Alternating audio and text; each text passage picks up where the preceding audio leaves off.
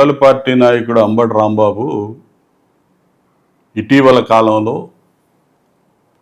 రాష్ట్ర ముఖ్యమంత్రి వర్యులు చంద్రబాబు నాయుడు గారి మీద అవాకులు చవాకులు మాట్లాడటం, అసహ్యంగా మాట్లాడిన దానికి ప్రజల్లో వచ్చినటువంటి స్పందన, అతని ఇంటి మీద పోవటం కానీ, అతను దానికి సంబంధించి పోలీసులు అరెస్ట్ చేయటం కానీ, ఆ పరిణామాలన్నీ అందరికీ తెలుసు ఏ పరిస్థితుల్లో జరిగినాయి అనేది. కానీ రాంబాబు మాత్రం చాలా ఎంజాయ్ చేస్తూ ఉన్నాడు ఈ సంఘటనలు కానీ, ఆ సంఘటనల అనంతరం అతనికి వచ్చిన పబ్లిసిటీ చూసుకొని విర్రవీగిపోతా ఉన్నాడు. కానీ ఇతను వేసే వేషాలకి వాళ్ళ పార్టీ వాళ్ళు కూడా యావగించుకుంటా ఉన్నారు ఇతన్ని. అంతకుముందు అంబటి రాంబాబు అనేవాడు జోకర్గా చూసేవాళ్ళు ఈ జిల్లాలో కానీ రాష్ట్రంలో ప్రజలు. ఇప్పుడు పెద్ద హీరోనని అతను అనుకుంటున్నాడు.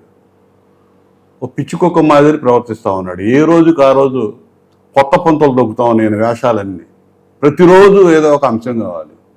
నువ్వు చేసింది తప్పు, దాన్ని శిక్షగా అరెస్ట్ చేశారు, లోపల పోయో వచ్చావు బెయిల్ మీద. నువ్వు ప్రతిపక్ష పార్టీగా నాయకుడు ఇంకో సబ్జెక్ట్ మీద నువ్వు ప్రజలకు సంబంధించిన అంశాల మీద నువ్వు పోరాటం చేసే చెయ్యి. అంతేగాని ఈ రోడ్ల మీద పిచ్చికొక్కల వ్యవహారంలాగా రోజు ఈగోలేంటి? పెమ్మసాని చంద్రశేఖర్ గారు ఏం చేశాడు? ఆయనకేం సంబంధం? ఆయన కేంద్ర మంత్రి, గుంటూరు పార్లమెంట్ సభ్యులు, చాలా డిగ్నిఫైడ్గా అతని పని అతను చేసుకుంటున్నాడు. నిరంతరం నిధులు తీసుకొస్తూ ఉన్నాడు. కేంద్ర ప్రభుత్వం నుంచి నిధులు తీసుకొచ్చి అభివృద్ధి కార్యక్రమాలు ఏ విధంగా అమలు చేయడానికి శాయశక్తిలో కృషి చేస్తూ ఉన్నాడు. ఎన్ఆర్ఐగా ఆయన రాజకీయాలు ప్రజాసేవ పట్ల ఒక పని చేయాలని ఒక సంకల్పంతో వచ్చి పనిచేస్తూ ఉన్నాడు.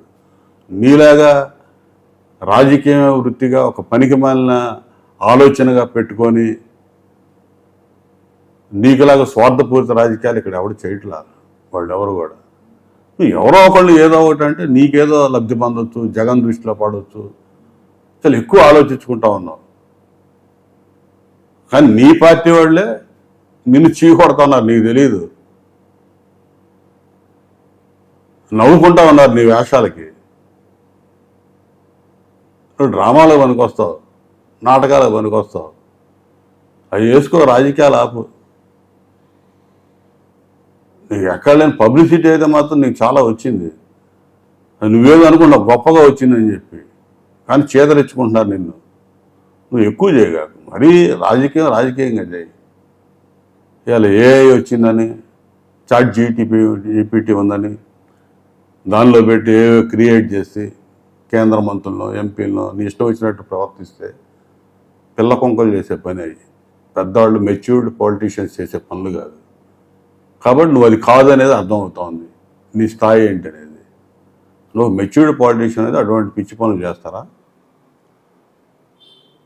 పెమ్మసాని చంద్రశేఖర్ గారి పట్ల నువ్వు చేసిన ఆ వీడియోలు దేనికి సంకేతం అంటే, నువ్వు ఎదురు చూస్తూ ఉన్నావు మళ్ళా నిన్ను జైలుకి పంపాలి, నీ మీద కేసులు పెట్టాలి, నేనేదో వేధించాలి, తాపత్రయ పడతా ఉన్నావు, తపన పడతా ఉన్నావు.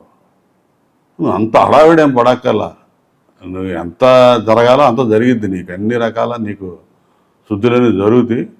కానీ జాగ్రత్తగా ఉండు. నేను హెచ్చరిస్తా ఉన్నా, జాగ్రత్తగా ఉండు.